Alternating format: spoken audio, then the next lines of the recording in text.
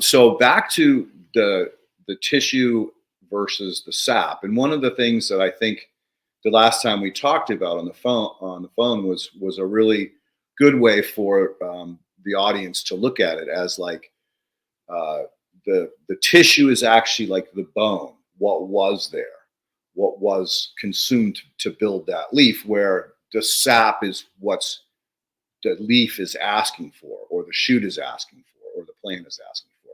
Can you expand a little bit on that? Yeah. So one nutrient, or there's a few nutrients, but one nutrient in general that you'll see a big discrepancy between tissue and sap is iron. So iron is many times taken up very fast, especially if you're growing annuals, because that plant needs to photosynthesize and that plant needs chloroplast in order to photosynthesize. And iron goes into the creation of chloroplast. So it's going to take up quite a bit of iron to be able to create chloroplast to put on structure and actually build the plant. So if you take a tissue sample, say 1/3 or even halfway through that growing season, you're going to see a very high amount of iron in that tissue. And very rarely does a tissue sample say a plant is deficient. And that is the reason why, is because iron is needed in high demand early on. But in sap analysis, you can see iron uptake, and many times it is quite low.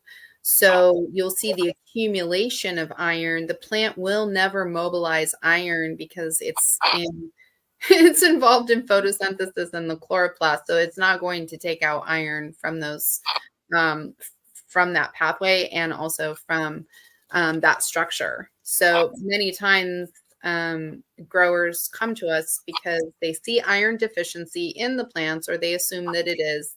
They're looking at their tissue. They're feeling a little frustrated. So they go, oh gosh, we're going to try sap, and it's almost always low iron uptake. So anyway, it can be a great discrepancy between accumulation and actual daily uptake. Well said. Well said. And you know what? I'd love to back it up again, because that comment about nitrogen stealing is so important, because you'll get these farmers who are like, oh my God, my leaves are yellowing, my leaves are yellowing. And it's more because they did not properly support the plant with nitrogen. So it had to steal it from an older leaf so that it could continue on its path. And absolutely. Or it could have a toxicity of chlorides. You don't know. Oh, good one. I didn't think about that. That's a great another. It's on the rare side, but it happens.